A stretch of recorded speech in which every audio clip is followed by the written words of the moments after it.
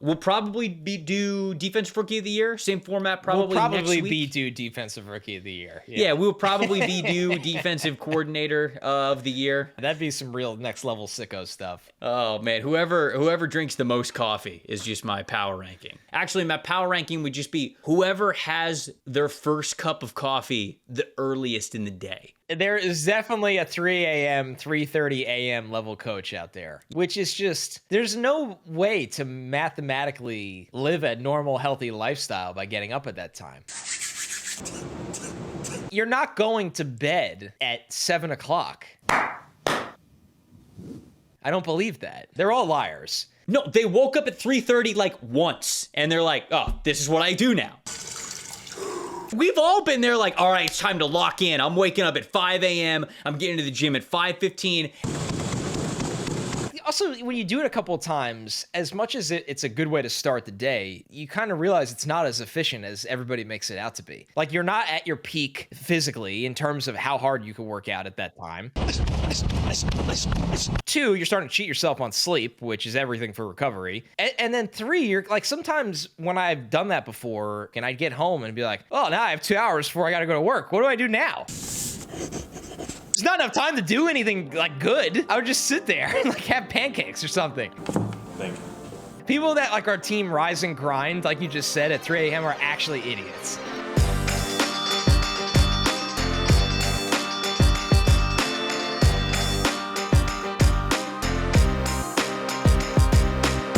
Welcome to the opening bell of the NFL Stock Exchange podcast, presented by Arena, the sports super app that combines DFS, sports news, and social media all in one place. You guys can download that over on the App Store. Just search Arena Sports.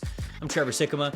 With me, as always, is Connor Rogers. Today, what we are doing here on the show, Offensive Rookie of the Year draft, baby. We're back to draft, and we couldn't say no to it for too long. You knew that we had to get back to it because that's our roots here on this show. So here we're going to go back and forth. We're going to have a very heated draft against one another to draft who is going to be Offensive Rookie of the Year in 2025. Connor, how we doing, my friend?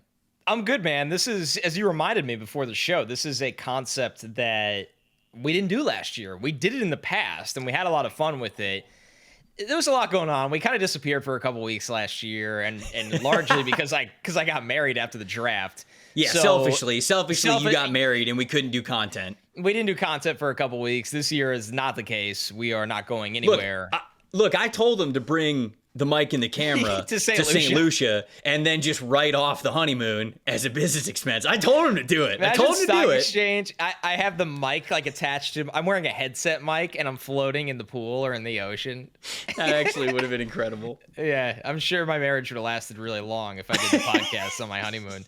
So yeah, it's back. We love to do this snake draft style, and you know what? It's a great year for this concept because while there isn't a favorite, it's not completely insane at the top, and then the field does open up where I'm really fascinated to how, and you and I are in a Dynasty draft right now together for one of our leagues, so we're kind of seeing, which this is a little different than obviously a Dynasty draft, but we're seeing how certain people value these rookies compared to others, and it's the same concept for Rookie of the Year odds. So we are in a Dynasty league with a lot of people who are in the industry. It's a lot of fun. It's a good league. My team was absolutely horrendous last year, and so I had the number 1 overall pick in the rookie draft. I'm not going to give away who I drafted because it's kind of going to go into this episode here. Because you took RJ Harvey, so number 1. Yeah, obviously I took RJ Harvey, as one should. Connor, do you realize that I've picked 3 times in the first round, though? Do you realize I've traded back up twice? I've seen you make... Well, so I am somebody that I get no notifications to my Apple Watch because I hate them, and I get very few to my phone, especially this time of year. Text messages in chats I don't hide alerts for, like my Ring app. I think that's pretty much it. But Sleeper, that league, I have notifications on for almost everything. So every message, every draft pick, every waiver claim, every trade. And my phone has been buzzing of you making... You must have 3 phones, crossed phones. You're just like... I'm back. Yeah, it's amazing. You are rebuilding in Dynasty is a lot of fun. And that's the real fun of it, is making moves. And you've had You've had yourself a draft, my friend. The issue is, and this is just to give people a baseline of like, we're rip-roaring and ready to go. Like, we're ready for this topic. We've been thinking about it for weeks with this rookie draft coming up. You know, the thing was, we started this league 3 years ago. Shout out Kyle Yates, great friend of the podcast who started this league and brought this league together. It's been a lot of fun. I think it was like 3 or 4 years ago, something like that. Yep. Wait, haven't you won this league? I've come close multiple times, and I can't get over the hump. But I really think this is the year. I really do. Sure, Not pal. to sound too cocky. Sure, pal. I tell yourself that every year. I didn't last year, let me tell you. And the reason why is because when a dynasty league is beginning, the first draft is so fun. Because it's unlike anything else in fantasy. You can lean one way or the other. Yep. Are you going to compete immediately, or are you drafting more for the long haul? When I do dynasty leagues, I typically want to win immediately. Me too. I want to get the title out of the way. No one else does. 100%. Like, literally nobody that plays Dynasty ever wants to win. It drives me insane. Everybody's like freaking out about what's going to happen. So like, I drafted like Tom Brady, Gronk, like all these dudes when they were still playing for the Bucks. And so I had a super old team, and it fell off hard. Yeah. And I have no title to show for it, which is not good. Last year is when I'm doing what Mickey Loomis should be doing. Mickey, take notes. I bit the bullet. I had the worst record, and I picked number 1 overall in the rookie draft. I traded up a couple of times to get back into the first round in this rookie draft.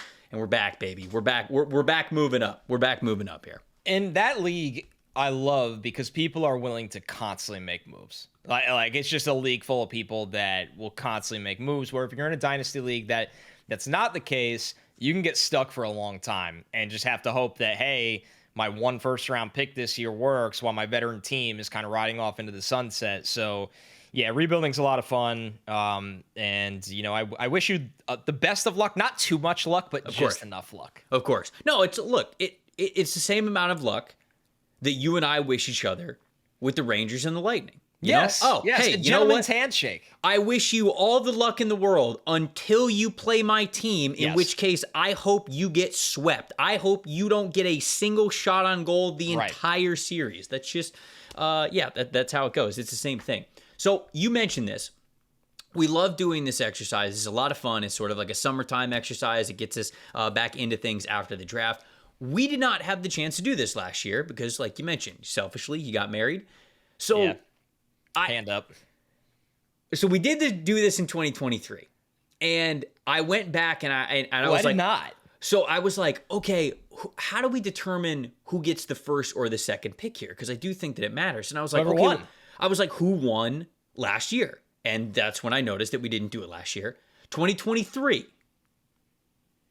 I won this one because I picked C.J. Stroud in the 4th round, and C.J. Stroud the 4th ended round up winning Rookie of the Year. That's awesome. I remember you and I, might have been after his first game, we were like, man, Stroud's doesn't have a lot of help. This could be a tough one. And then the rest was history. So well done by you, first off. C.J. Stroud in the 4th round. It's funny to look back at things now. We just didn't think he had enough around him to win it that year, and he was phenomenal. So you should get to choose. You don't have to be forced into a slot. Sure.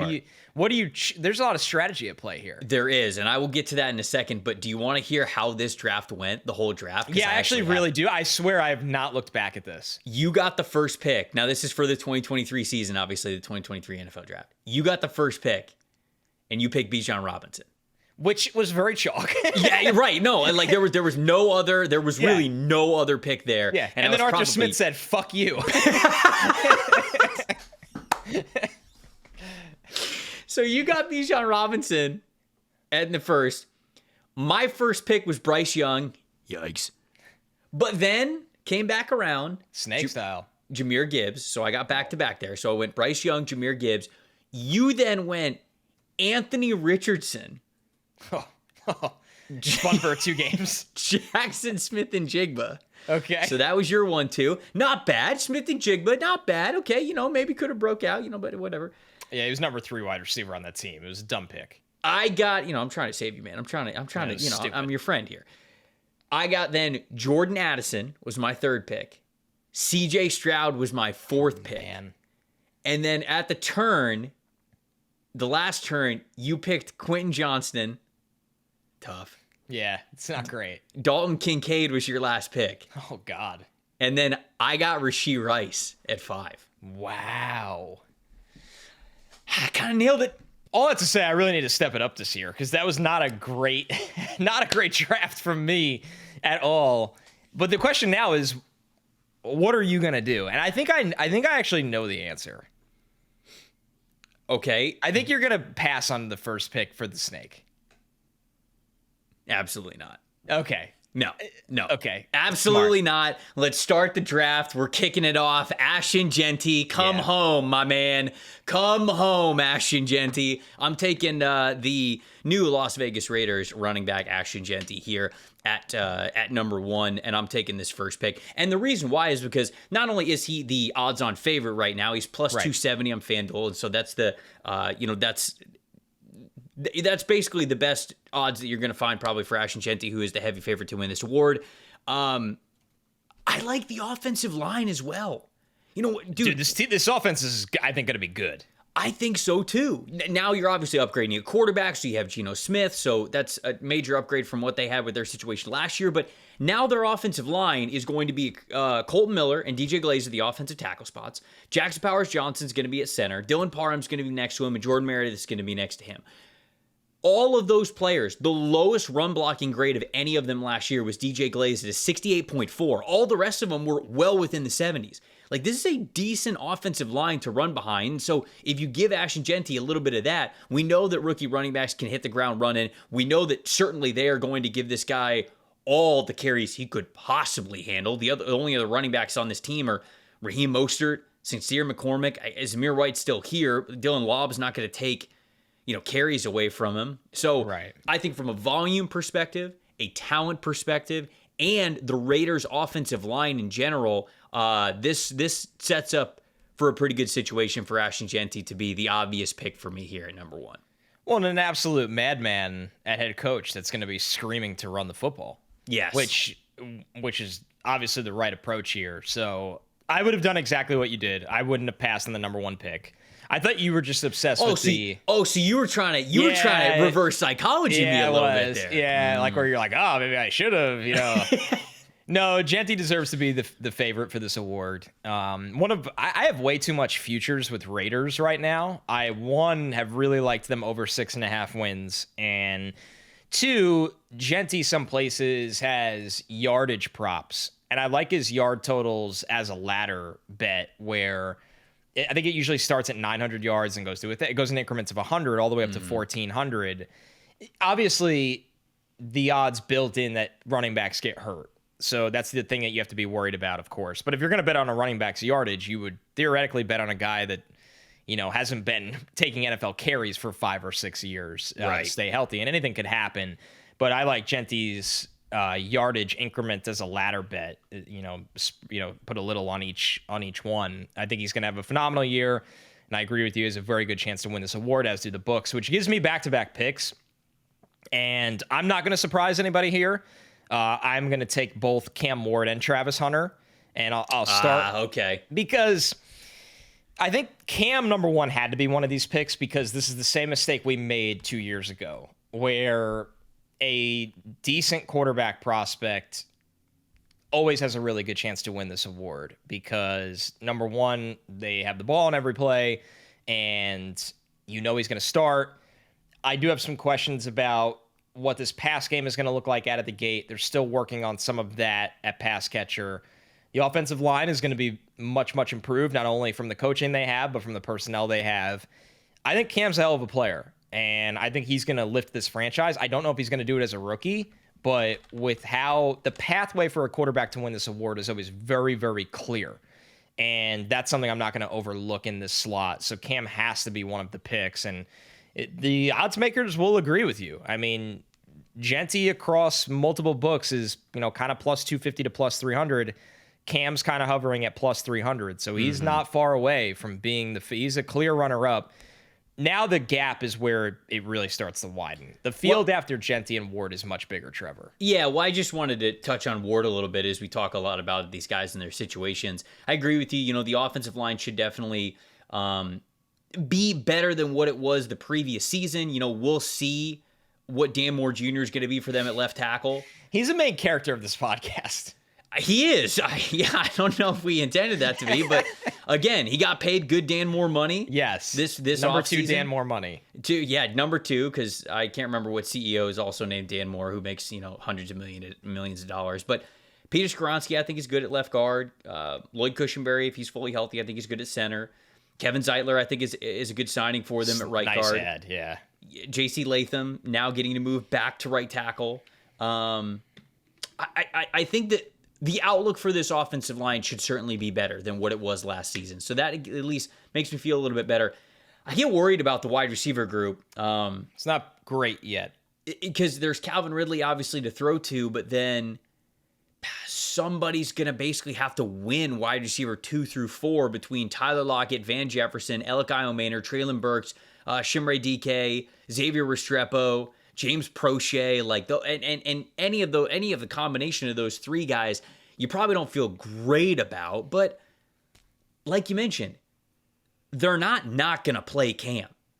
Cam's going to start for all 17 games. And with that being the case, I mean, sheer volume alone, unless he's throwing a crazy ton of picks, which it can given his style, you look at the defensive side of the ball as well. Like I think the defense for them can be fine, but it's not like the defense is going to allow them to play in a lot of low-scoring games. Cam is going to have some big-time moments, and I think that's what's really important, right? We talk about that with Heisman Trophy winners. Oh, this guy had his Heisman moment, right? I mean, yeah. But I think that actually does matter for voters when it comes to Offensive Rookie of the Year. Like Jaden Daniels had so many Offensive Rookie of the Year moments last year. CJ Stroud did as well when he was a rookie. Garrett Wilson had that the year before. Jamar Chase certainly and very easily had that the year before. You've got to have these moments. And part of that goes into volume and certainly being on the field and winning starting jobs. Like, I don't know how many like nationally televised, like major impact moments the Titans are going to be involved in with this year, but he's at least going to be the one to orchestrate it if they have any whatsoever. So he's going to have those major moments, in my opinion, to win, but he'll at least have the opportunities to have them. You know what's interesting about their wide receiver room, just going by perception, and obviously there's a reason he fell. Maybe it was medical, maybe teams just didn't like him as much as media consensus. If they took Elikai Omaner, the wide receiver from Stanford, instead of at 136 in the 4th round, if they took him where they took Kevin Winston Jr., like 82nd overall, would we all feel better about this? Where we're like, hey, Omaner's going to be their number 2, and they're really confident in him, and I don't know. I just look at it and I'm like, I hope he's the exact player that a lot of people expected him to be, and the draft fall just doesn't end up meaning anything. Yeah, I mean, you know how I feel about. Yeah, you liked him more than me. So yeah, I think I had him. What was it? Wide receiver 5, wide receiver 6, like right. at the end of the draft cycle. So I believe in this guy a lot. I think he could be great for them, especially as a touchdown type of a player, right? Like a red zone dude who's going to be able to be a legit red zone option for them, because right now they do not have that at all outside of him. I mean, it's Traylon Burks is barely on the field, but he's not reliable enough to be that. Van Jefferson, Tyler Lockett, they're veterans, but they're not red zone threats. Calvin Ridley, I think, is great between the 20s, and not that he can't be good in the red zone, but they need a red zone guy, in my opinion. I guess, it could be Chico Okonkwo from the tight end position. They've got Josh Wiley. They drafted Gunnar Helm as well. But again, this just goes into Elikai Omaner and more of what you said. Like, if he gets drafted at 82, I probably feel better about this whole situation, because I think that they would lean on him a little bit more. And now I just wonder, how crowded that room is, really. So it'll be interesting how it shakes out. So my next pick being Travis Hunter, obviously this is a high risk, high reward kind of pick, because if Travis Hunter, who is also in the defensive rookie of the year odds board as well, by the way, which is hilarious, which is absolutely hilarious. And because he has to be, you make this pick because if you're guaranteed that Travis Hunter is going to focus on offense more than defense, which we don't know for sure yet, Travis Hunter is arguably the best offensive player in this draft. That's a longer conversation, but he'll be in an offense that Brian Thomas Jr. is going to draw a ton of attention because he was phenomenal as a rookie. Trevor Lawrence is healthy. They've invested a lot into the offensive line, and Liam Cohen's there. So Hunter, it's not out of the range of outcomes that he has over 1,100 yards as a receiver if the snap count warrants that, where you have to take him in this spot. Because the upside for Hunter is it's easy to vision offensive rookie of the year. The downside for him is that he plays more defense. I don't think he's going to, but there was no way I was passing on the talent that is Travis Hunter this year. And the odds will tell you the same thing. There's more variance with his odds than most players. I've seen is plus 600. I've seen plus 800. So they don't really know how to price him yet, and it's going to be very fluid until Jacksonville shows their hand. Yeah, I mean, he's a nightmare, right, for books. Like, terrifying. They don't know what's going to happen this upcoming season. Which was the Heisman situation with him too. Let's not forget. What do you mean? Like, he was an insane value for the Heisman because nobody really thought Colorado would be good enough that it would put out a Heisman caliber player, and nobody was sure that he could just play at that level on both sides of the ball for an entire season. And then none of it mattered anyway, and he won the Heisman. Yeah. When it comes to him on offense, though, I do agree with you. This was the obvious next choice because you look at the Jags stats from last season. Evan Ingram, 64 targets, not on the team anymore. Christian Kirk, 47 targets, not on the team anymore. Gabe Davis, 42 targets, not on the team anymore. It's over 150 targets, if I'm doing math correctly very quickly off the top of my head, or it's close to 150 targets that no longer exist on this team. And it's not like they have anybody else to lean on because Brian Thomas Jr. got 133 targets for this team last year. Evan Ingram was second with 64. Brenton Strange was third with 53. He's still there, but still, they're not going to increase Brenton Strange's workload like well beyond 53 targets. Travis Etienne got 52 targets, and okay, like if he's fully healthy, maybe he gets a little bit more than that because he's a good receiver out of the backfield, but that's not eating into Travis Hunter's targets. And then it's Parker Washington with 51. So Parker Washington already was a benefactor of the fact that Gabe Davis and Christian Kirk didn't play a full season last year. So you're not looking at you're not looking at Parker Washington's numbers and saying, oh, well, Parker Washington's now going to like vault up to 80 or 90 targets this year. Basically, all those targets are going to Hunter. So, yeah. That's why they paid the price they did. I genuinely think Travis Hunter's getting like 100 targets this year. And if you think that that's the case, that's absolutely enough volume to be an offensive rookie of the year type of player. Yeah, to put it in perspective, let's just go back to so Garrett Wilson in 2022, when he won it, he did have 147 targets. But to be fair, it was also quite the calamity of quarterbacks throwing him the ball, not Trevor Lawrence. Right. So he needed that kind of target share to even have a shot at it. Where Travis Hunter, I agree with you that 100 to 115 targets for Hunter and he can win it.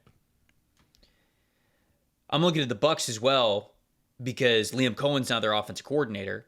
And Liam Cohen, Mike Evans had 110 targets last year. Now he missed 3 games, obviously with a hamstring injury, so he could have had plenty more. But then it was like Cade Otton had 87, Chris Godwin had 62. Chris Godwin had 62 targets in just 7 games last season. They were peppering him, which you would think is the role that Travis Hunter is going to play. Jalen McMillan had 58, Rachaad White had 57, Bucky Irving had 52, Sterling Shepard had 51. Like, they passed the damn ball last year in Tampa, and they're going to do the same thing. Liam Cohen's going to try to do the same thing with Jacksonville this year. So I can understand why you had Travis Hunter as the next man up here. I can.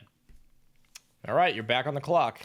I am. Before we get to that, shout out to our friends over at Arena, presenting sponsors of this podcast. This is the Sports Super app that we would love for you guys to download, and we'll tell you why in a second. But what it basically does is it takes DFS, it takes social media, it takes sports news, and it wraps it all into a go-to one-stop shop app for sports fans. The reason why we'd love for you guys to download the Arena app is because we're over there as well. We're doing exclusive NFLSE content over there. We're doing content that involves the two of us, like you see here. There's like podcast form type of clips and content that is exclusive outside of the podcast that we do. But we've also got individual pages as well that we're posting some content to there that, again, exclusive to the Arena app. So go check it out. Go download it. Type in Arena Sports. When you go to the App Store, you can see what it looks like on the screen there, the little icons that's there. If you type in Arena, it brings up a bunch of like weird phone games. So type in Arena Sports and you'll be able to to see it. It'll take you to the right place. Also, if you're into the DFS side of things, which you should be, I mean, like I've said this before, your boy's hot. Your boy's hot with the shots on goal. Nate McKinnon, shots on goal. Oh, the number was 4. Yeah, game 7. You better believe Nate McKinnon shooting more than 4 times. Let me tell you. So I got that one too. I think Nate had like 7 shots. God, also being an Avs fan, I'm sorry. I'm so sorry, Avs fans out there. You know what though? They have a cup, okay? They do have a cup. They do have a cup. Me. But look, they have a cup, and it's all worth it when you have a cup. But they won that Stanley Cup, and we went, oh, this team's gonna win you're multiple. Right. And they've basically been bounced out of the first round, I think 2 out of the last 3 years. And this year, they go to game 7. There's 10 minutes left in the game. And the guy that you traded away halfway through the season scores 2 of the 3 goals for you to lose. And he didn't want to leave. That's the worst part. And he didn't want to leave.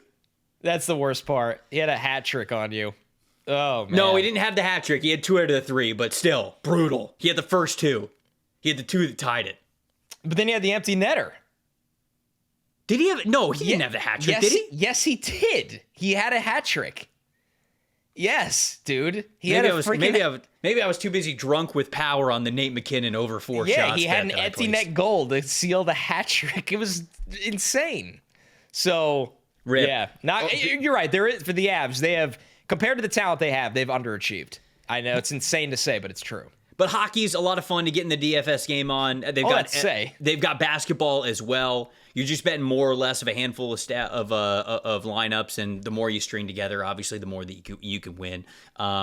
They also have a $200 deposit match. So again, if you go over to Arena, if you sign up, and then you go to the DFS and you're looking to deposit to get in the game there, they will match you up to $200 on your first deposit. So if you're going to get in on it, you might as well get the full match and get the free money there to be able to play with. So it's a lot of fun. Go download the Arena Sports app. Anywhere that you download apps. I don't know what's the Android app. It's not the App Store. What's it called? It's called something else. I don't know. Whatever kind of smartphone you have. If you have that though, you know where to go. You know where to go. You know where to go. Just type in Arena Sports. You'll be able to find it. Okay, my next pick here. This is where the draft actually gets interesting, right? Yeah. There's more opinion here than following the numbers.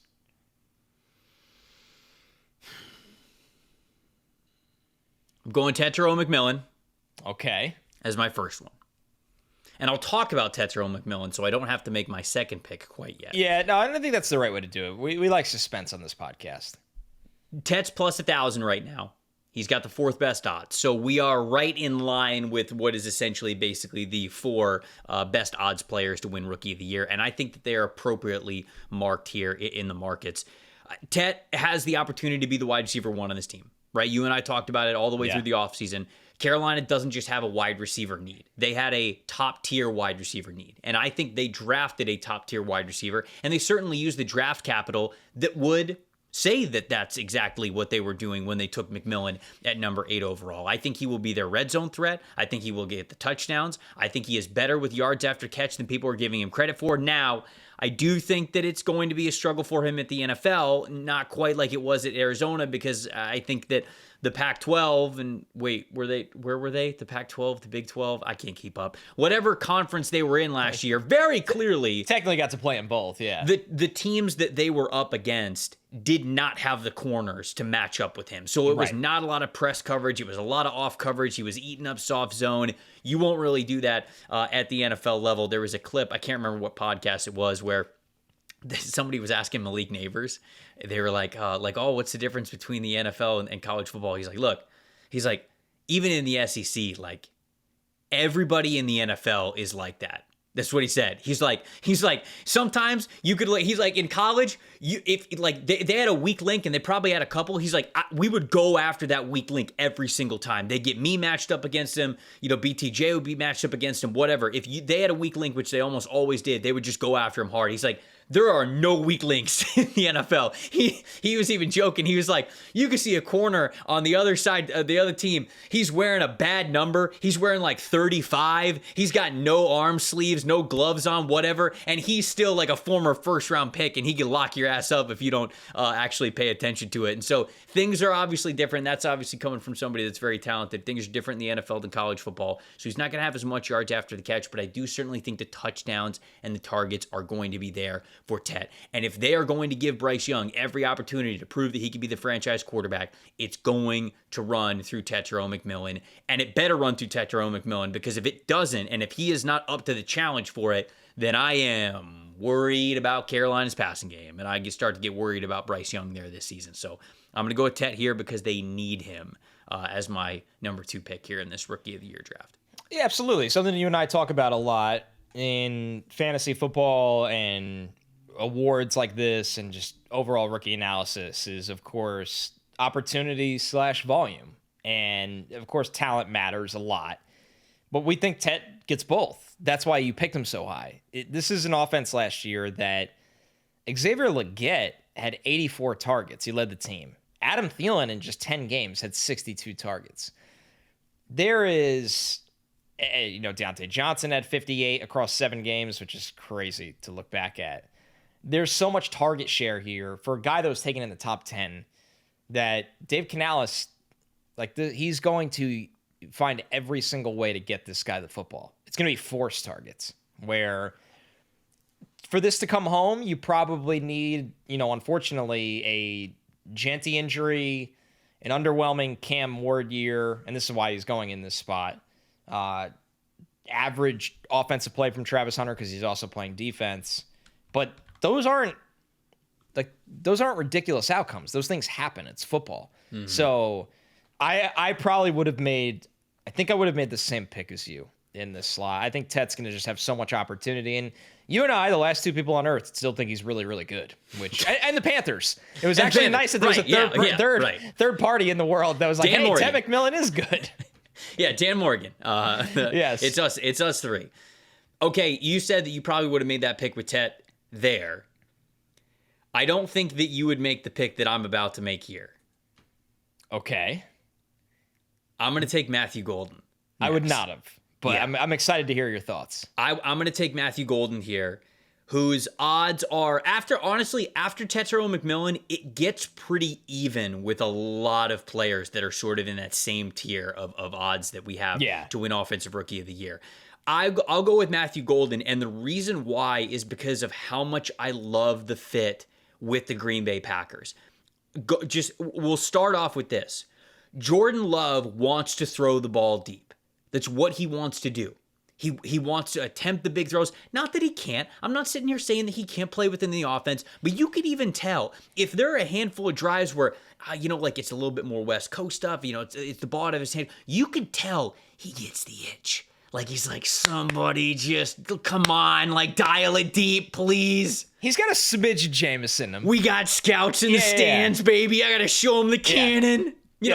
So he has a little, you're right, he has a little bit of that. It's a smidge. It's like a pinky of Jameis in him. It's the Jameis devil on your shoulder, but smaller. He's just a little bit smaller on the Green shoulder. Goblin meme. But the mask is just coward. And so that I love the fit, because look at this passing attack right now. Christian Watson is hurt. Romeo Doubs is dealing with concussions. Dontavian Wicks could not catch last year, and that's not Jaden Reed's game. And the tight ends, I think Luke Musgrave would have been that vertical stretching tight end, but now Tucker Kraft is very clearly tight end 1 in that offense, and that's not his game.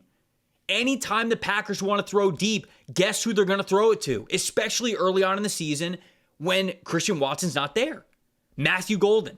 And so if the Packers are going to keep up in this division, one of if not the best division in the NFL, they're going to have to score points. The defense simply wasn't good enough last year. They didn't really do much at cornerback. The cornerback room's not that much improved. The defensive line, they really didn't do anything to when it came to the edge rushers, and they were disappointing as well. Now, I'm not saying that the Packers defense can't be all right, but I don't think they're going to be top 10 in the NFL. I think that the Packers are going to be in a handful of shootouts this year, and if they are, this guy's going to be the guy who's going to be on the receiving end of a lot of those touchdowns. If Matthew Golden can get anywhere near and into double-digit touchdowns, and a lot of those are deep throw touchdowns, the Green Bay Packers are a team that the national media cares about. They're going to be talking about him plenty in that division. Jordan Love, they're going to talk about, oh, look at the connection that Jordan Love has with guess who, rookie wide receiver Matthew Golden. I think that it's there for him. And so I'm going out on a limb a little bit here with Golden, but I see the path to glory for him this year to get Offensive Rookie of the Year. Absolutely. I mean, listen, number one, I think it means something a little different when the Packers take a wide receiver in the first round. That has to stand out right away. You brought up the old opportunity situation. He's got so much opportunity from the day he walks into this offense with a quarterback that we've seen at times play at a high level and an offensive head coach that is quite good. So this is the fun part of the show because the board it opens up in a totally unique way where there could have been 5 different players you could have said and it wouldn't seem egregious at all. So Golden, he is just such a high variance receiver this year because there's all the opportunity and situation there where you go, man, he could be, a number 1 wide receiver legitimately. And then there's just the questions of if he's ready for that because we saw him get kind of hot at the right time during college football. But we haven't seen a massive sample size, like the same sample size Tet had. So T-Mac, I know, is the preferred identity of Tetairoa McMillan. So you go back-to-back picks with, before Matthew Golden, you went Tetairoa McMillan. So you go both wide receivers. Yep. I've divvied up my pie where I have a quarterback in Cam Ward, a wide receiver in Travis Hunter. Are you diversifying the portfolio? I am Is that absolutely what you're trying to do? diversifying. Something has come across my desk. And that is running back Amari Hampton, who I have to take in this spot. I just do. Now, we've had this conversation in the Arena app, which if you guys aren't in there yet, Trevor and I are doing a lot of more short form content that's a lot of fun and a conversation that's exclusive to that. And one of the conversations Trevor and I had was, how do you divide Amari Hampton and Quinshon Judkins this year? Because while Judkins was taken later, his opportunity out of the gate looks a little bit better, but it's not like Najee Harris is this current elite running back in Hampton's way, especially the 1-year deal they gave him. So I'm going to take Hampton. He's obviously talented enough to win this award. He can play on all 3 downs. This is an offense that will want to run the ball. With the wide receiver talent they have and the quarterback they have, they actually should be able to threaten enough in the pass game that there'll be room in the run game. The point I made to you, the one concern you could have with Hampton is some of his touchdown equity might be taken by Najee Harris. That's not a lock or anything for certain, but it's something that you weigh here and why he's available here. But I'm going to take Hampton in this spot, who's priced at plus 1,200 to plus 1,400 across multiple books. Yeah, I certainly could see it, right? I like to bet on players who are in good offenses. I really do. Like volume or like, the surrounding, like I want them to have the right opportunities, right? I think that volume obviously is a big deal for this award, but sometimes I think we get caught up a little bit too much in volume and we don't think about the environment around them. There's another player who's a running back who I assume is going to get taken here in this draft, maybe very soon after this, that it's like, yeah, okay, the volume is there, but I've got some questions about the surrounding cast. I don't really have questions about the Los Angeles Chargers' willingness or desire to run the football and get their running backs involved in the game. That's why you take this player in the first round. That's why you did the ate your vegetables, if you will, and took an offensive lineman in last year's draft. And so I believe in the offensive line. I believe in the offensive mind. And I think that he's in a really good spot. It just is a matter of what does the split look like between him and Najee Harris. I don't think it's 50-50. No. But is it enough to where it takes away? And you know what also, I get a little bit worried because I thought about Hampton with my second pick instead of going with Golden. I thought about him as well. What kind of worries me about Hampton is how much credit would he actually get versus like Harbaugh, Like if the offense is humming really well, he loses at a tie, is what you're saying. Does to other players? Yeah, I would agree. Does the national media go like, oh, like look at what Harbaugh is doing out there, not look what Omarion Hampton is doing out there? It's a good question. I thought about that with him, and that's why I ultimately, if you let me get him on the next turn, I would have obviously taken him. It's why he's still here. Yeah.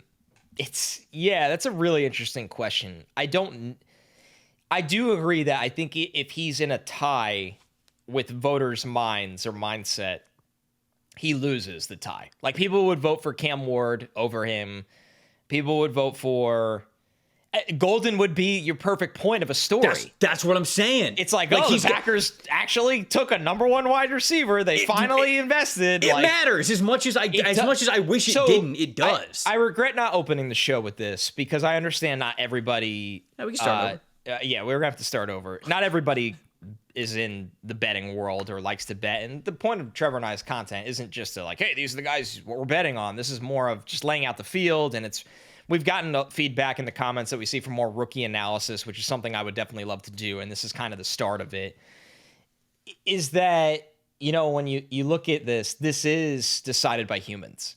It's not decided by data. It's not decided by stats, theoretically. It's decided by human voters. And there's part of that process that is very flawed. Awards being voted on by humans is problematic at times, but it's something that you have to bake in. Trevor and I are trying to win this right now. We are not trying to tell you who should win. We are trying to tell you who we think has the best pathway to winning. Right. And you are absolutely right that Matthew Golden's story with who he's playing for is someone that if he succeeds, people will want to vote for. All that to say, this is my fourth pick. Yes. Who are you taking at the turn here? This is the hardest pick I have to make. Yeah, this is tough because whoever you don't pick, you leave me a handful of guys that will be good options. Right. I am going to take Quinshon Judkins. Okay. All right. Which isn't very surprising for me. I believe you're in on him. You're buying his stock. I'm in on him. It's fine. I got him at the 1-7 in that draft we're doing right now, by the way, which was, man. Wait, you also got him in that draft? God, Yeah. we're out here doing exclusive Quinshon Judkins All content. I do is talk about Quinshon Judkins. If he's bad, I'm cooked. Like I am in big trouble in multiple facets of my life. My draft analysis, my rookie of the year betting, and my dynasty team. You're declaring bankruptcy if Quinshon Judkins is bad. I have absolutely bet the farm on Quinshon Judkins, and I'll do it again. So here we go. Volume, talent, situation.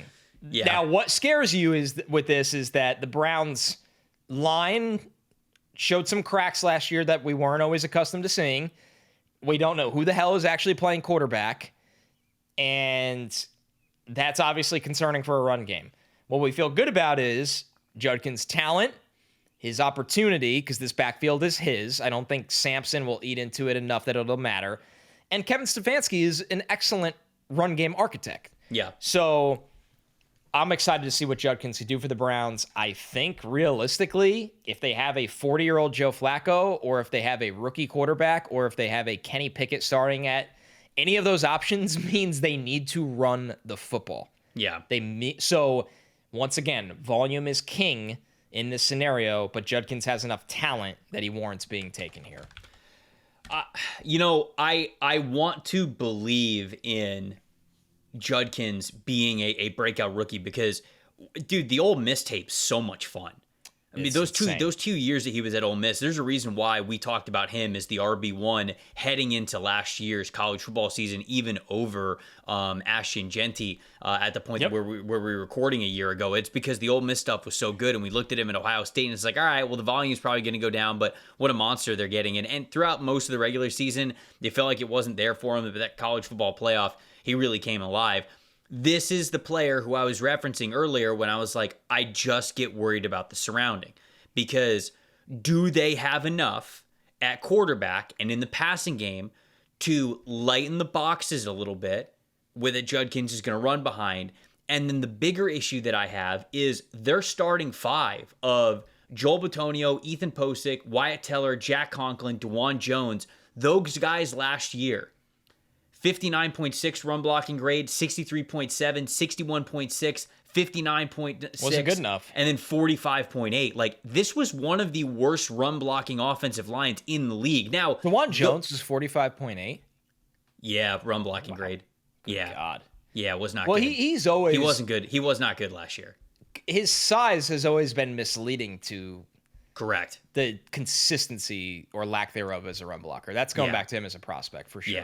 Yeah. And so that's what really worries me. Now, those are a lot of names like Bitonio, Teller, Posick, Conklin. Like, those guys have been good in their career. They're just all a little bit older now. So if you tell me that those four are solid, like even independent of DeJuan Jones, if you told me that those guys are going to get closer to the version of them that we sort of remember them for being, I'm great with the Judkins pick, and I think you got an absolute steal here in the 4th round. But I worry about that offensive line in Cleveland. I really do.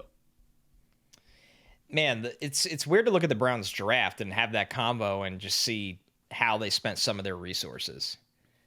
Like Fannin at 67 and Gabriel at 94, rather than trying to get your pipeline back to young offensive linemen, is very poor use of resources, in my opinion. It's what we talked about on the draft grade show, which if you guys haven't seen, you should go check it out. We go through every single team and we give you the draft grade as we go through every single pick. That is really what I think was the biggest catalyst for me being much lower on their draft and giving them, I don't want to say a bad draft grade, because I think I gave them like a C+ or something. It's the reason why I was lower on it, because I said, your offensive line is not getting any younger, and they played bad last year. Right. It's not like they played great and it's like pie in the sky, head in the sand. No, we're good. They'll be around forever. They weren't good. No. So I get nervous about that team. I do. Yeah, me too. But I'll take the talent of Judkins. It's always the reason he's priced this way for the talent that he is, plus 1,600 to plus 2,000, is that the Browns are tied for the lowest projected win total in football. Their over-unders 5.5 with, the Jets, the Titans, I think the Giants, and another team. So you can win Offensive Rookie of the Year on a terrible team, especially as a wide receiver or a running back, but it's still something that'll change your pricing. Hey, he might get 350 carries, So he genuinely might get 300 touches. Okay, I got 2 more picks. You got 1 more pick, but before we get to those, got to speak to all the parents who are out there watching and listening, and got a question for you. What's your child's future success look like for you? Is it them owning their own business? Maybe it's them living in their own house, just very comfortable with whatever their family looks like. Maybe it's them traveling the world. Whatever that is, you can help them achieve that right now with a kids investment account from Fabric by Gerber Life. Fabric by Gerber Life was designed by parents for parents to make it easy to plan for and manage your family's financial path. With a kids investment account from Fabric, you can start investing in your child's future today. Starts at just $20. There's no contribution limits to this account. It's got tax advantages. It's SIPC insured up to $500,000. There's no commission fees to it. Just a low flat monthly maintenance fee. Kids can't invest while they're minors, but this kids investment account allows you to invest on their behalf, gives their investments so much more time to grow. Whole thing is online. Setting up an account could take you as little as just 5 minutes. Funds can also be used for everything. It's not just when they're adults. When they're kids, it's tuition, it's tutors, it's sports, it's music classes, things like that. And then when they're older, maybe it is helping them buy their first house, start that business, get their first car, whatever it is. Join the thousands of parents who trust Fabric to help protect their family. Start investing in your child's future today at meetfabric.com/stock-exchange. That's meetfabric.com/stock-exchange, MET fabric.com/stock-exchange. The portfolios are managed by Fort Washington Investment Advisors Incorporated. Additional services provided by Apex Coin Corporation. All investing is subject to risk. Learn more at meetfabric.com. Okay, I got 2 more picks here. So far, I got Ashton Genty. I got Tetron McMillan. I got Matthew Golden. Heading back to the running back well. Have to do it. Got to get my boy. Got to make sure he's on the squad.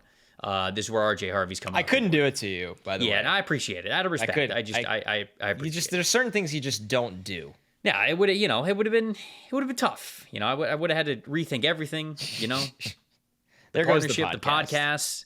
It would have been tough. So I appreciate you leaving it for me. Look, RJ Harvey's in a great situation here with Denver Broncos. I think he's in a great situation with Sean Payton as his offensive mind and play caller to get him in the game in the right situations. What worries me a little bit are the 2 backs that are there with him, because unless he quite literally has a Bucky Irving type season where he just plays so well, you just don't play those other dudes, Audric Estime ideally is the short down and goal line back for you because of just his sheer size. And this podcast knows we'll never disrespect or take Audric Estime off the field. And then Jaleel McLaughlin's kind of carved himself a role as a third down back. So that's a lot of your pass catching opportunities. So again, unless Harvey, who I really like is the long-term RB1 for this team, unless he actually becomes Bucky Irving in that first year, it's hard to see him eating away of too many of those opportunities. But I do think that he is very talented. His missed tackles force and the yards after contact averages were very good. They've got a solid offensive line in front of them. Sean Payton's going to want to stay balanced. He's going to want to put the ball in the hands of his best back at all times. I mean, we saw what Alvin Kamara was able to do as a rookie when Sean Payton was still there with the New Orleans Saints. And I know these are high comps, like what Bucky Irving was last year, what Alvin Kamara obviously was for the Saints. But if Harvey sort of has that same sort of explosive and dynamic impact as a young player, they will continue to feed him the football. The thing that I am not worried about at all whatsoever is Sean Payton having priors at all for guys and being like, RJ Harvey's the best back on the team, but we can't take the carries away from these other guys. He will give the player who is the best the football. And RJ Harvey could prove that as early as training camp. And so with him being around plus 2,000 right now, he's the guy that I'm going to bet on to the backs that's left. Listen, that makes a ton of sense because he's somebody that theoretically, going back to your point with Bucky, can work his way into the required volume. It's a dream landing spot for RJ Harvey. He's someone to me that I'm in a different league and I'm rebuilding in this other league. And you took Judkins, obviously. I did not actually. I traded up from the second pick to the first pick to take Genty, and then in the second round, I had the second pick of the second round, and Harvey was there, and I had to take him, even though I didn't really need a running back, although you just put him in the flex, because I looked at everything. I'm like, God, this offense, man, it's gonna get him in space. It's gonna throw him the football. And my criticism of Harvey pre-draft was that there was too many times where I thought he got bounce happy and didn't trust his blocks. And I think the Broncos offense under Payton will essentially mitigate that issue when it happens with him, where they're just going to put him on the right track naturally or in the right space naturally, that everything he's great at, explosiveness, making people miss, creating these home run hitting plays with his athleticism, will kind of be there for him. So Harvey's a great play on this board. He really, really is. Because there's just, like you said, Trevor, there's just a world where Sean Payton's just like, I don't care about any of these other guys anymore. RJ Harvey's getting 20 carries. 20 touches. Touches is very important here. Because he'll get thrown the ball a lot, which kind of happened to Bucky eventually, where the Bucs were just like, we got to get Bucky Irving involved more because he's just our best running back. Yep. So, yeah, I'm a big fan of that pick. I think it's going to be a really big year for Harvey in this Denver offense, and I think he's somebody by the time we get to redraft leagues in August, where he's going in best ball and Dynasty right now compared to where he will go, the hype train will take off by the time redraft leagues start up again. We're going to do a Hail Mary pick at the end of the draft, so we'll have our 5, and then what we're going to do is we're going to take a player who is plus 10,000 odds or greater, and we're sort of going to, have a Hail Mary dart throw that we're going to make. I have another player who I'm debating taking here. That's not it's not a plus 10,000 situation, but okay. Given, why are you afraid to wait? You think I'm going to take them as my Hail Mary player? No. It's not. He's not a plus 10,000 player. So if I don't take him here with my last pick, he doesn't qualify. Then, I got you. Yeah, then he's not going to. God, this is probably dumb. There's no dumb picks here. You know what's funny is we keep saying nobody has to win this. We could theoretically lose. Somebody could win that doesn't get drafted. It could just be a terrible showing from both of us entirely. We have both embarrassed ourselves. All right, fine. I'll take Tyler Shuck. Wow. I'll do it. I have to say, I'm surprised. And I'm not too shocked too often on this show. I'll take Tyler Shuck here. I'll get a quarterback. They drafted him in the second round. They drafted him at pick number 40. I don't think they do that unless they legitimately think that Derek Carr could miss some serious time, and the fact that they don't have faith in the guys that are currently on the roster. So that means that Tyler Shuck could absolutely start for them right away, and he's now going to have Kellen Moore as his offense coordinator, who I like. I like Kellen Moore, and I think that they're going to orchestrate an offense where, hey, he really could show out and play pretty well. I think that the division outside of Tampa, Carolina's a lot of new defensive talent. Atlanta's a lot of new defensive talent. It's not like these are these juggernaut defensive teams. Now, they could be much better. I'm not trying to take anything away from them, but outside of the Bucks, the Bucks have, defensive woes as well that they need to fix going into this season.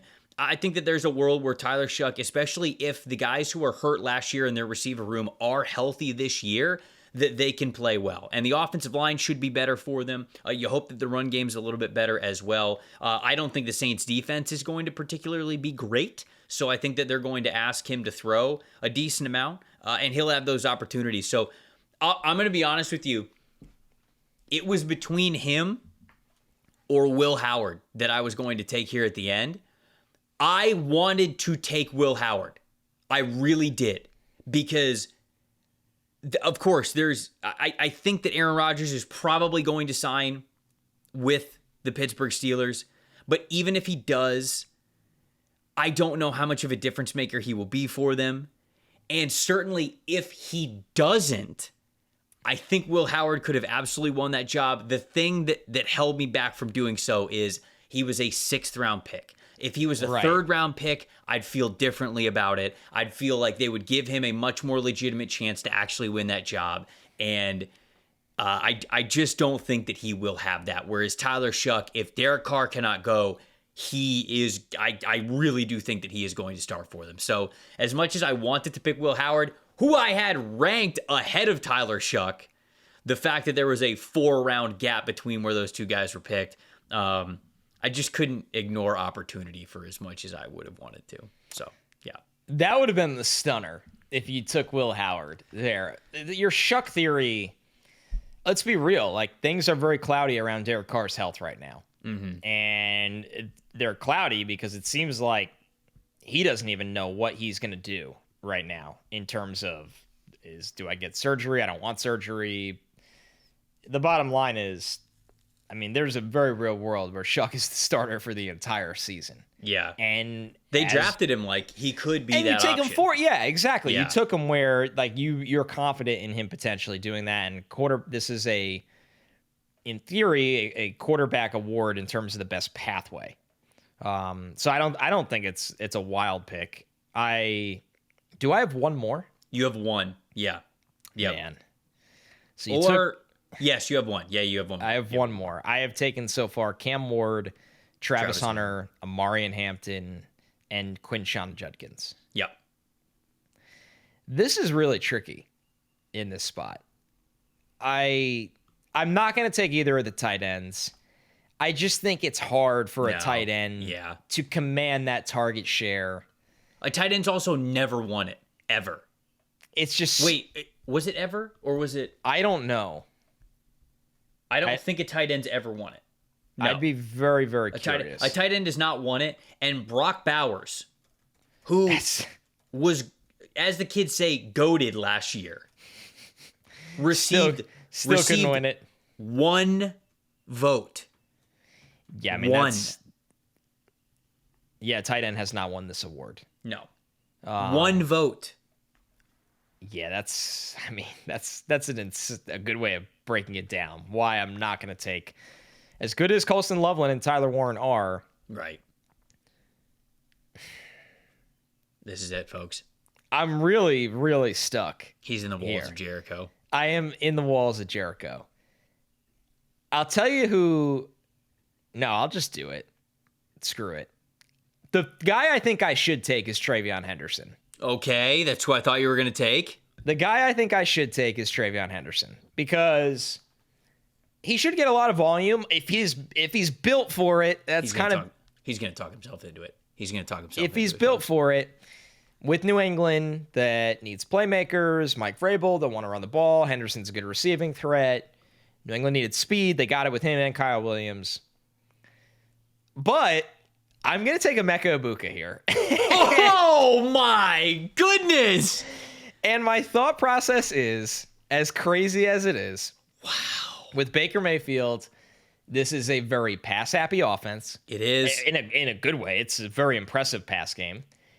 Chris Godwin might not be ready to start the season, although we don't know. And I feel like it's more likely than not that he is. And not that's gonna be ready to okay start the season. because Emeka Egbuka's there. And who gets a cranky hamstring every single season? Mike Evans. There's a world where Emeka Egbuka, for 10 of his games, is at least the number 2 receiver in a great offense with a quarterback that will throw him the football. And I know he's another guy that they cannot figure out how to price. He is on the low end plus 2,000. He is on the high end in multiple books plus 4,000. That discrepancy is massive. Yeah, that's so huge. The books that are pricing him at plus 2,000, which by the way is the same odds for Jackson Dart, Tyler Warren, in some places Tyler Shuck, Matthew Golden. They are telling you the same thing. They are telling you they are a little afraid that Emeka Egbuka, because of health concerns for their very good but old wide receivers, is one of the guys early, and he's ready for that with how he's built. So I'm going to take Emeka Egbuka. I understand the risk, but if Emeka Egbuka had 1,000 yards and 8 touchdowns and just kind of sleptwalk to this award, would anyone be shocked? Not me. So you're stunned. I got you on this one. I did not think that he was not in consideration at all whatsoever, which is par for the course here for this draft because I didn't think about him at all whatsoever at number 19 for the Tampa Bay Buccaneers, and they ended up taking him. But you are not wrong. I think that it is optimistic thinking to believe that Chris Godwin's going to start this year. And that he's week 1, like he's gonna be good to go. Like he'll be good to go week 1. We're not even worried about it. No pitch count, no nothing like that. I don't think that that's likely. And then I mean if Evans gets hurt at all whatsoever, even down the road when Godwin gets back in the lineup, Egbuka was drafted to be that guy. So if you carve out a world where he is spending 10 weeks this season as the wide receiver 2, and the rest of his time he is wide receiver 3 on this team. Maybe he gets the volume. I don't know if he'll get the notoriety because I don't feel like anybody really does in Tampa very often outside of the Tom Brady window. But perhaps he gets it. I swore you were going to take Travion Henderson. I mean, the safest play is Travion. But Travion was another one where I don't think he'd get enough credit. Like, I don't think, I think if the offense is humming and the Patriots are good, Drake May gets the credit. And Mike Vrabel gets the credit. And Josh McDaniels gets the credit. And it would take Travion Henderson rushing for like 1,300 yards. I think he has to go nuclear, and I don't know if this offense allows him to do that year 1. I agree. Maybe year 2. Maybe year 3. I don't know if they're going to ask that of him year 1, and maybe I'm wrong. Maybe they just do because they think he's their best player with the ball in his hands. But I think they're going to honestly be kind of a committee offense as a whole. Like when Diggs is ready, he'll get his targets. Kyle Williams will get his looks. Multiple backs will get touches. Drake May is going to run the ball as well. Let's not forget, like when you have a quarterback that runs, that takes away from the running back's production that matters for this award. So... yeah, Egbuka's definitely it's not a Hail Mary because the odds are telling you, like, it's kind of scaring us a little bit, but I think it would surprise some people. I also just think he's really, really good on a really good team. So when you have those two things together, it's like, well, sure, why not? Right. Neither of us took Shedeur. I think that, in my opinion, the quarterback room is too unknown. And going back to the offensive line concerns that I had for the Quinshon Judkins pick, I have the same for guys like Dylan Sampson and Shedeur Sanders to potentially win that award. Is there anybody else like on the board that you were close to picking? No, I don't think so. Me either. No, I got the guys that I wanted. Yeah, we kind of cleaned up the conversation was simply between Travion and Emeka, and both had really good arguments. Yeah, everybody else needs something weird to happen for them to get the required volume. All right, long shot, Hail Mary. plus 10,000 or more odds. I'll let you go first because I got the first pick in the actual draft. So I'll let you go first here on this one. Who are you taking? All right. So let me read off a couple different options here just so the people know who are considered. This is like obviously super long shots in this spot. So a couple options: Mason Taylor, who will be the Jets starting tight end; Jalen Knoll, who has a uphill climb on the depth chart, but obviously has talent; Cam Skattebo is actually somebody you can get at this number, which is a little surprising. I know some books have priced him lower than this, but you can get him at this number. You know, Dylan Sampson, Elikiah Manor. Actually, Elikiah Manor is plus 15,000. You know, and obviously an interesting one is Jordan James. The reason why I would stay far away from Io Manor is because if he wins Rookie of the Year, or if he's on a Rookie of the Year track, that means it's Cam Ward's going to win it. That's exactly right. It's that simple. Yeah. So you don't bet on really anybody. No. You know, and like same would be said for DK, who's priced the same way. Jordan James at plus 15,000 is really interesting because of McCaffrey's season is just washed by injury again, and Jordan James wins the number 2 role. He's Kyle Shanahan's starting running back on a team that the running back gets a lot of credit consistently. So I actually think he's the most intriguing plus 15,000 play, but I'm going to take a plus 10,000 play, and that is Trey Harris. Oh, okay. There's a world where the Chargers just get to camp and they're like, oh, Trey Harris is better than Quentin Johnston today. And since he's better than Quentin Johnston today, he's our number 2 wide receiver. And you're the number 2 wide receiver in this scenario. This is a Hail Mary play, everybody. Like, let's map out what needs to happen. Trey Harris needs to be the number 2 wide receiver for Justin Herbert. But say Amari Hampton and Najee Harris do kind of have a split workload a little bit.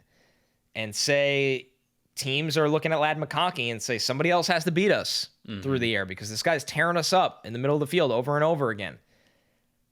Trey Harris can get credit in this offense. Especially if he scores the touchdowns. He scores touchdowns. Yeah. And Trey Harris in college, when he was healthy, dominated production-wise. He's a stat filler. He makes plays above the rim. He can make some plays after the catch.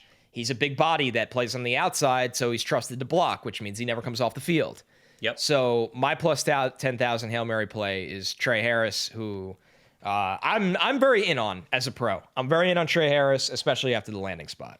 Yeah, I don't hate that one. I got nervous when you got to Cam Skattebo's name because he is my easy pick here. If you can get him at plus 10,000, that would be my easy Hail Mary pick here for you to throw.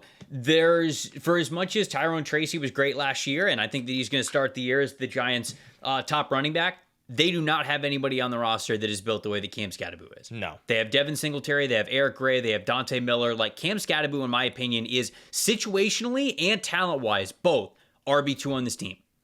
At some point. I think Devin Singletary will probably start there just because, he's Brian Daboll's guy, and I think that he's where he needs to be, and he understands the playbook, and he understands what Daboll wants. But, talent-wise, there is absolutely a world where Cam Skattebo could just become the guy for the New York Giants. So he would be my easy pick there at plus 10,000. And if you want to say okay, well he like you said, some other books have him much less than plus 10,000, then I would have actually gone with Jordan James. He is the other name that I wrote down for the exact reasons that you mapped out. If Christian McCaffrey goes down with injury, they have Isaac Guerrero as well. But if Jordan James wins that RB2 job, you mentioned it. This is an offense that gives running backs a lot of credit, a lot of volume, and a lot of stats. So could be Jordan James as the long shot play there too. But I'll officially go as Cam Skattebo, so I'm not cheating or anything like that. There we go. Just to recap really quick. Connor's 5 candidates he has for Offensive Rookie of the Year: Cam Ward, Travis Hunter, Omarion Hampton, Quinshawn Judkins, and then Emeka Egbuka, shock in the world. And then my 5, I got Ashton Genty, Tetro McMillan, RJ Harvey, Tyler Shuck, and then Matthew Golden as well. Matthew Golden was actually the third name. I don't know why I said them out of order there, but those are my 5. So we would love to hear from you guys. Let us know.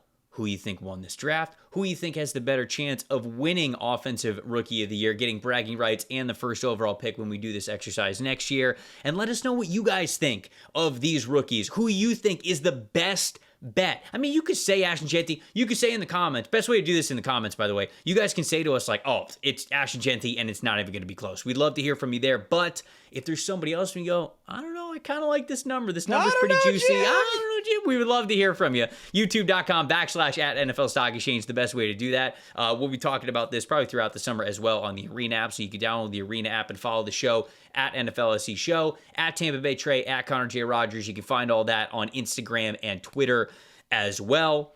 We'll probably do Defensive Rookie of the Year. Same format probably next week. be do Defensive Rookie of the Year. Yeah, we'll probably be do Defensive Coordinator of the Year. No, we're going to do Defensive Rookie of the Year draft. That would be an interesting draft. Defensive Coordinator of the Year? Yeah, that'd be some real next level sicko stuff.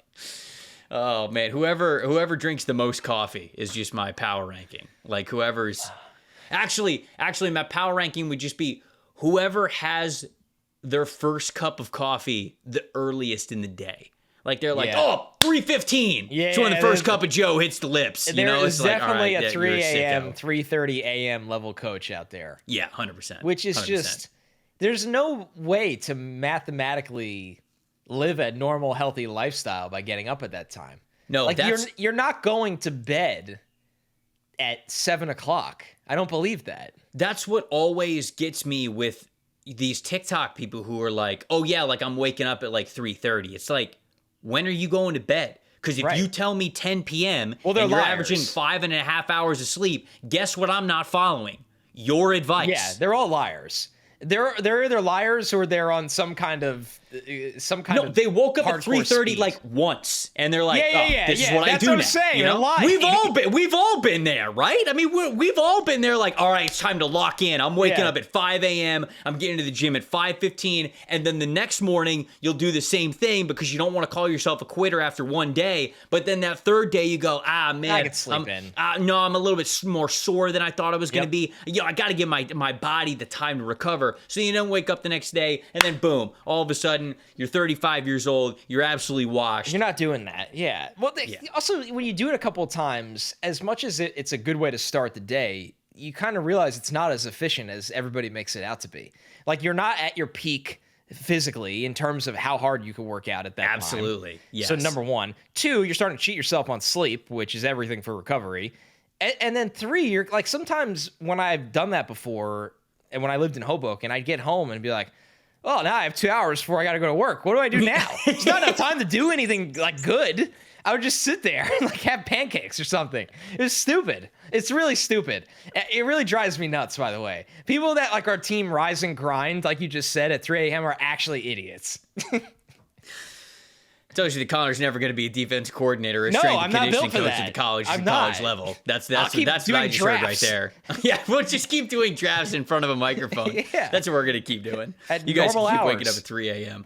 All right, yeah, make sure that you guys are subscribed to the channel so you don't miss our defensive coordinator early riser draft that we're doing next week around the same time on Thursday. Appreciate everybody watching and listening to the show. Go download the Arena Sports app. They are the presenting sponsor here of this podcast. Like we said, we are going back and forth with people on the Arena Sports app doing exclusive NFLSE content over there. So download it wherever you download apps, whether you're an Android or an Apple user, and come hang out with us over there. If you follow us, we'll follow you back on the personal pages. Yes. So go check us out over there. For Connor Rogers, I'm Trevor Sikkema saying thank you guys so much for watching and listening to the NFL Stock Exchange podcast.